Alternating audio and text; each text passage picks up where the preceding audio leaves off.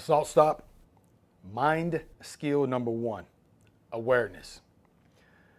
The requirement for mastery of the ability to use lethal self-defense skills is mastery of the ability to never have to use lethal self-defense skills. Ultimate fight control. The most important element of controlling a fight is the ability to control the existence of a fight. The proper use of a self-defense requires that the user has control of when it does and doesn't need to be used. If one can't control when he or she must and must not use it, how will he control how he uses it? You must protect yourself before self-defense even comes into thought. Putting someone before self.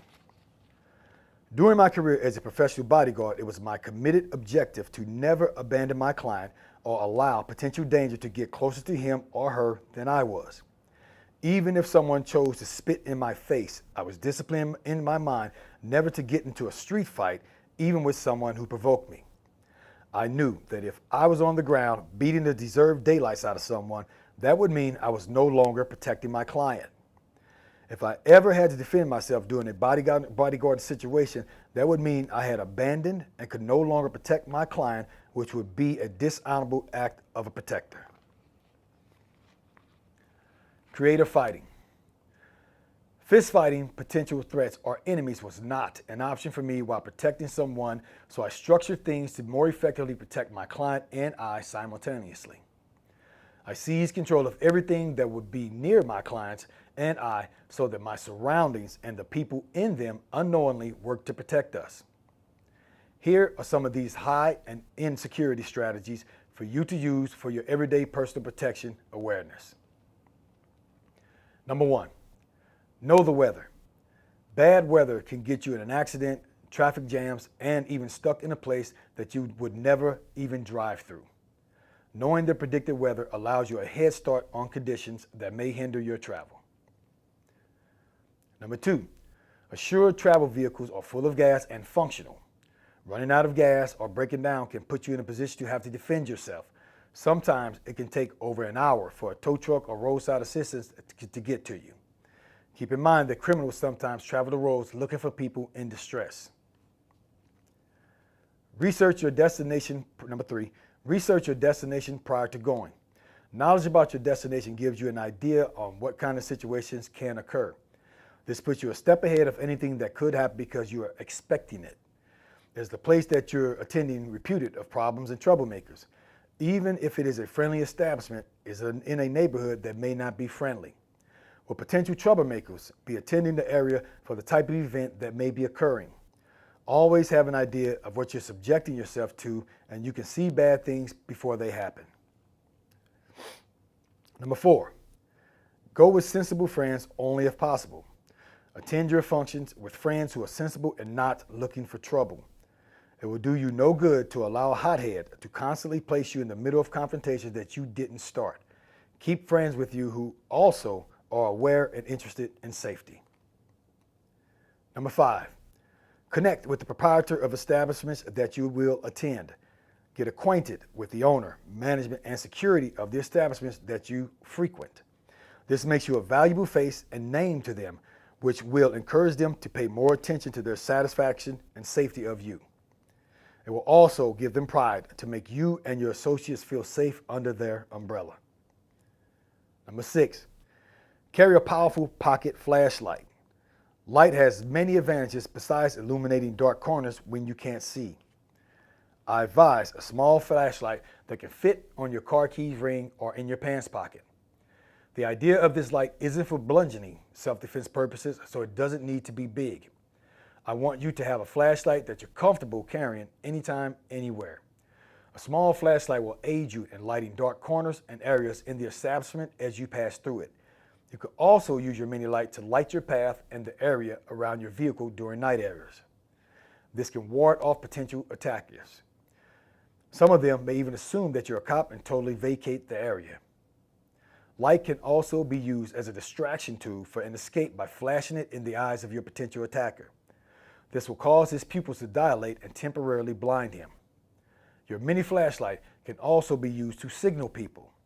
Emergency responders, such as police officers, medical personnel, and security, are conditioned to respond to blinking flashlights. This allows you the option of getting their attention without having to use your voice. Number 7, book a private section or RSVP if allowed. If you're going to a venue or show, you should always have a place reserved for yourself and friends. This will keep you away from the frustrating crowd where trouble can brew. This also positions you to monitor your friends from afar while out of the reach of the crowd. Number 8, arrive before the crowd. When you arrive before the crowd, it allows you the choice of the best parking spots available. Park close to the establishment and assure that the area is well lit if you're going to be there during the night hours. Arriving before the crowd will also allow you the option of where you choose to sit or stand for the event that you are attending. You can then watch the rest of the crowd enter and make evaluations regarding who appears to be a potential troublemaker. Number 9, keep seats of vehicle clear. When a criminal chooses to break into a vehicle, they will usually peer into the window to see if there's something that appears of value. Very rarely will a criminal bust the window out of a random vehicle just to see if anything is in them. He would fear giving up his position for nothing.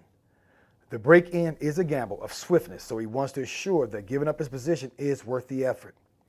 Always keep your seats clear of bags, purses, envelopes, bank slips, wallets, weapons, etc. It is my advice to leave absolutely nothing on the seats or floor. If you have valuables, lock them in the trunk or get a car safe. Elaborate on number 9 there, that paragraph. Even envelope where you had a letter in, anything like that, somebody could look at it and think it's a bank envelope with money, and they will bust your window out to see. So keep those seats and that floor clear. Number 10, valet park in front of the establishment. Valet park in front of the establishment even if it costs an extra $20.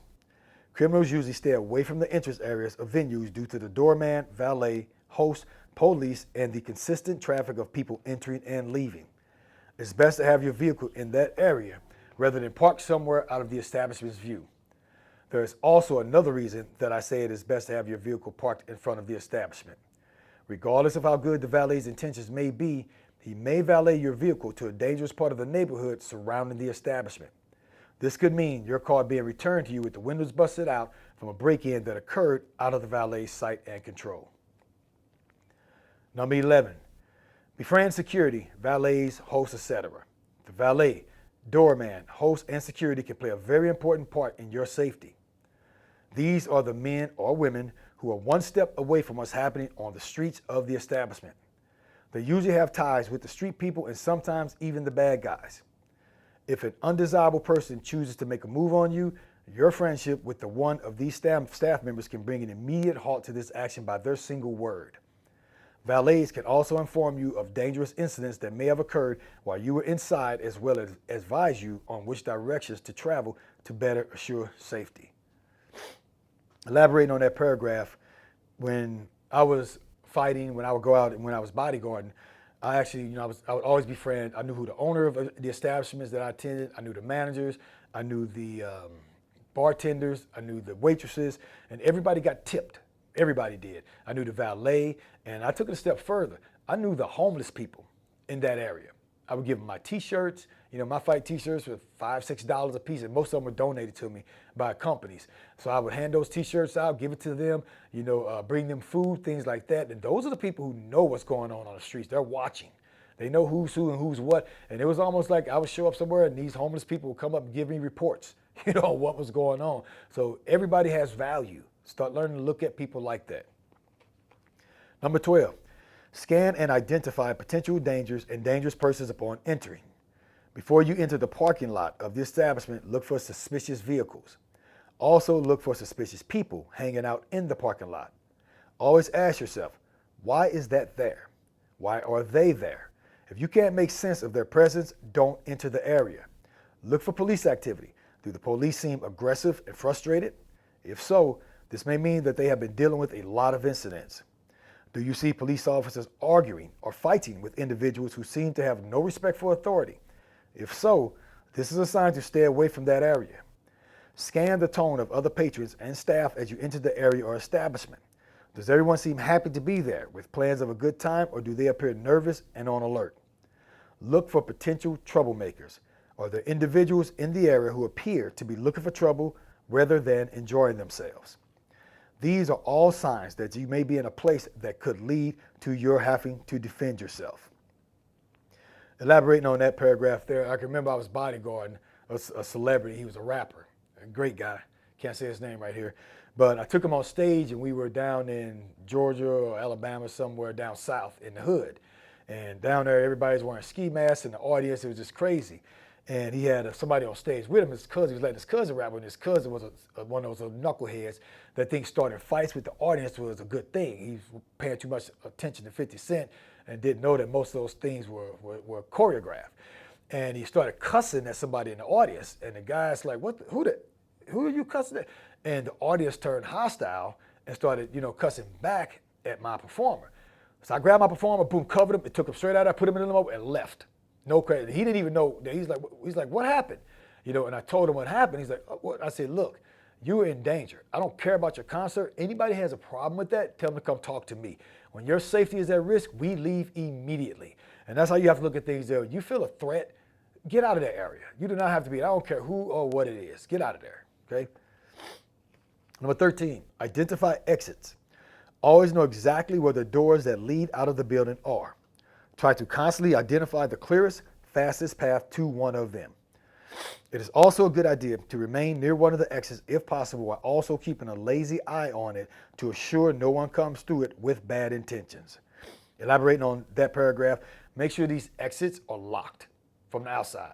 Sometimes these doors, people leave them unlocked because they want to move in and out faster, taking in and out the trash. That's stupid. Back entrances of venues should never be unlocked. That's where people come in and rob, okay? 14, scan the tone of the environment every few minutes. Even though the area may have been kosher when you walked in, all of that can change within seconds. Be sure to randomly scan the area to check the tone of the setting. Look for the brewing of potential trouble. If things appear to be getting rowdy, it may be time for you to leave. Be smart. Number 15, keep your back to a wall and always face the crowd. I know this may sound a little along the lines of paranoia, but you wanted my ideas on how to never have to use self-defense, so read up. I have to give you everything. Placing your back against the wall not only shuts down the possibility of someone sneaking up behind you, it also gives you a full view of the area and the people in it. 16, take a friend to the bathroom with you. If you have to get up to enter a secluded area such as the bathroom, it is best to take someone with you. We are very vulnerable in the bathroom. It's a place where we choose to relax as we place ourselves in a compromising position to relieve ourselves. We can be easily caught off guard by an attacker. When we take a friend with us, we have another set of eyes and fists if necessary. The presence of a friend may even discourage an intended attack. Number 17, befriend the local police if possible. The local police are usually near. If you get a chance to say hi to them and shake a hand, do it. Local police usually love to befriend citizens. They enjoy the feeling of being known and appreciated as a protector of mankind. When a local police officer knows who you are, he or she will add an extra eye out for you when you're in the area. Number 18, never over-inebriate or take drugs that will make you incoherent when in public. Have your wits at all times. Criminals look for drunk people to rob and hurt. Number 19, never accept drinks from someone that you do not know. Keep your drinks and food in front of you, in your vision at all times. Never let your drink or food out of your sight. If you forget and leave it unattended for even a few seconds, abandon it. Write it off as dead and get another one. Elaborating on 19, I always had a rule, you keep your drink in front of you. I don't care if it was soda. Your drink stays in front of you or in your hand. Once we turn our back on it, all it takes is this, and you've been poisoned. Or somebody threw Visine in there and you're gonna, be using the bathroom all over yourself. There's all kinds of tricks that people do for somebody that they don't like. So once it's out of your sight, out of your hand, dump it. Go buy another one. And even when I dealt with bodyguarding, I would have a waitress hired, or I would bring my own waitress or waiter to serve my area, or I would have one who served me. No drinks were brought to us. No one was allowed to buy drinks that came from that waitress or waiter or that specified bartender who understood and knew that if anything happens to these drinks, I am coming straight directly to you. and everything goes good and clean, you're going to have a giant fat tip. Okay. Number 20, never leave before the end of the show or wait 30 minutes until after the crowd leaves before leaving. Leaving before the end of the main feature of entertainment or closing time will allow you a clear path out. Excuse me, let me reread that again. This is a podcast, so I can do that over. Number 20, leave before the end of the show or wait 30 minutes until the crowd leaves before leaving. Leaving before the end of the main feature of entertainment or closing time will allow you a clear path out without having to bump shoulders with everyone else as they leave the establishment excited, enthused, or possibly angry. If you can't leave before the end of the show, it is best to stick around until the majority of the crowd has cleared out. 21. Maintain distance from street strangers. Keep a distance of 10 to 20 feet from strangers who you don't know. Don't be suckered by people handing out flyers for events, homelessness, etc. If you want to give to the homeless, find a good shelter that is helping homeless people better their lives and get involved safely with them. You never know for sure if the person who is approaching you to beg for money is really a homeless person looking for assistance or a criminal ready to take what you have, including your life. It's not worth the gamble. It's best to look ahead when walking and plan your route so you don't have to pass by these types of individuals.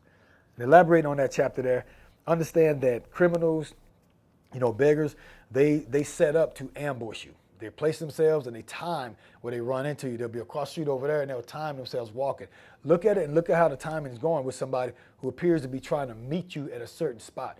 And stop, turn around, change your path. You see them change their path, then you know you are being stalked. Then go back into the venue, get a police officer or get your weapon ready or whatever you have to do.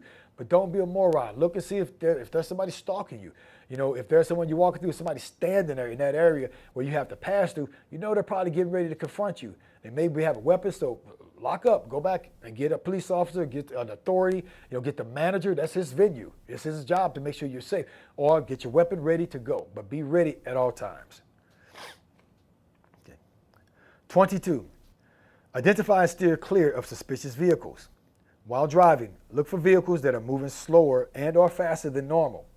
Change your speed and switch lanes sporadically to assure that no one is possibly following you. Assure that you stay far enough behind the vehicle that is in front of you so you have time to hit the brakes if he crashes or slams his brakes.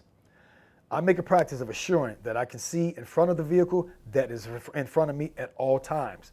This gives me more reaction time that can aid in avoiding an accident, which will surely lead to an argument and possibly a moment of having to use self-defense. When parked and or walking to and from your vehicle, keep an eye out for suspicious looking vehicles such as vehicles with tinted windows, more than one person sitting in the vehicle, suspiciously dressed driver and or passengers, dark colored clothing, hats riding low on the face, ski masks, vans with blacked out windows or no windows. And elaborating on that paragraph there, I can remember a time driving, just to give you an example of what I do, and a car with tinted windows, a Lincoln Town car or something came and cut me off, all right, and almost hit me. So I hit my horn at him, of course, so it turned out, we ended up getting on the main road, and I noticed this car pulled behind me, all right, so it's followed me a little ways, so I switched lanes and I slow down. Well, they're still going in the same lane we're in, and they start going, and they get a little bit in front of me, and then they slow down so they can end up beside me. Now, they got pitch black tinted windows on the front side, everything, so I could not see inside their vehicle. So they get beside me, I give them 2 seconds, and boom, and I look, check my rearview, there's nobody else behind me, and I hit my brakes and stop cold. So they're just going. Now, I'm watching them, and if they hit those lights and back up, then I'm getting myself ready and getting myself prepared for them. And I watch, and they just kept going. You see them tap their brakes like they wanted to slow down, but they were wise enough to know that I was probably getting ready, and I had noticed that they were messing with me. So they kept going, so I let them go for a while, and then I drove down a little bit, and I paid attention, made sure that they weren't in the off-road and going to pull out behind me. Then I pulled over and stopped, made sure they weren't coming behind me to see if they could find me. But you have to pay attention to things like that and maneuver yourself to force them to reveal that they're on you, that they're trying to follow you or trying to intimidate you. And then once they reveal it, that's your opportunity to get ready for them, okay, or to escape. 23, don't flash cash or jewelry. Flashy jewelry and clothing or an announcement to criminals that you may be wearing or carrying things of value that can be stolen for profit. Of course, we all like to look our best when under the scrutiny of the public eye, but keep in mind that while you are impressing friends with your wonderful taste, you may be attracting those who will hurt you to acquire your styles for themselves. It is also best to carry small amount of cash for tipping and emergencies only, approximately $100 to $150 in medium small bills. Mainly use credit cards to pay for purchases. You never know who is in with who when it comes to a robbery. A cashier, bartender, or waiter who is in with the local criminals could easily make a phone call that sets you up to be robbed right after you flash your pocket full of $100 bills. Number 23 is really important to remember, and elaborating on that paragraph and that chapter. You never know who the bad guy is. And you have people who work, as bartenders, bouncers. I ended up learning this myself when I first started bouncing, that a lot of the bouncers who worked with me were criminals. They were dealing drugs in the place. They would, when they throw people out and rob them, they would see somebody pull out a wad of $100 bills, and so they would pretend like that guy did something wrong in the club and beat him up and rob him. And that was one of the reasons I would quit and go from nightclub to nightclub until I would find some that were clean. And I eventually learned that there were so many dirty bouncers that even sometimes the owner innocently didn't even know about, and the good bouncers and police officers didn't know about. So that's actually when I decided to write what was called VIP, Venue Integrity Procedures, and where I taught the bouncers how to behave and how to act professionally, the owners how to pay them correctly and weed out these types of people, and how to work with law enforcement and to see what kind of stuff is going on. So that's why I actually created that, because the authorities were in cahoots with the criminals on the streets. So you don't trust anybody when it comes to not having to want to use self-defense. Just because that person has a position as a valet or a bartender or a waitress or whatever where you at, you're not trying to flash this stuff to them. You don't need to let them see that you got all this stuff on you and make them say, you know what, it's worth attacking them tonight because I need that $5,000 as he keeps flashing, or that $10,000 gold necklace on, with diamonds on his or her neck. I want to get that thing, and that'll help feed my kid for a month or two. So be careful of being flashy.